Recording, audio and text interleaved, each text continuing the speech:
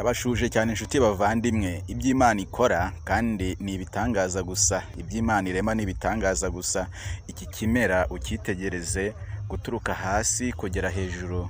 Iki ni ikimera iyo kimaze gukura cyera urubuto, ariko urwo rubuto urwitegereje ariko ndi gukoraho wagira ngo ni urubuto rwihariye gusa, ahubwo uru rubuto ni balo nk'iyi ngiyi ariyo yose bakina.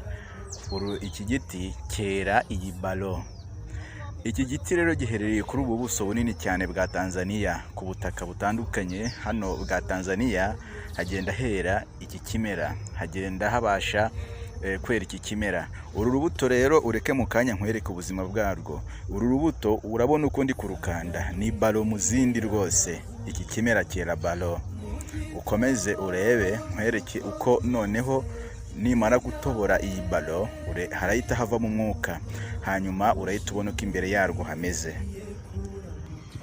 Nk'uko nabikubwiye, iki ni ikimera cyiganje cyane kuri ubu butaka bunini mu gihugu cya Tanzania, aho kigenda kigaragara ahantu henshi hatandukanye ku mihanda ndetse no mu bibaya bya Tanzania no mu misozi miremire ya Tanzania. Nk'uko ubibona, dore ni balo. Ndimo ndayikanda, ni balo neza. Kiriya kimera nk'uko nagikwerekaga nyine cyereye balo. Ngeze igihe rero cyo kuyitobora kugira ngo mbashe kukwereka. Nkimara kuyitobora umwuka uravuyemo ari mwinshi. Ndimo ndakanda, umwuka uvuyemo ari mwinshi cyane. Ureke rero urebe ukuntu imbere yacyo rero nyirizina haba hameze. Hano majije kugisatura, gifite ubwiza budasanzwe imbere, kandi imbere harimo utuntu wagira ngo ni ubwoya.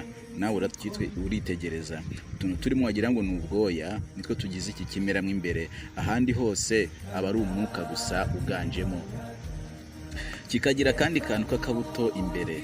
Aka kabuto gafitemo uburanga budasanzwemo imbere. Aka kabuto witegereze neza ukuntu kameze mo imbere. Harimo akantu gateye gutya nako gafite uburanga budasanzwe. Witegereza akantu karimo ukuntu kameze.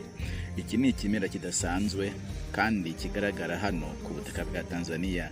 Nkomeje kukwereka ibyiza nyaburanga. Imana ikomeze kubana nawe, ikugirire neza muri byose.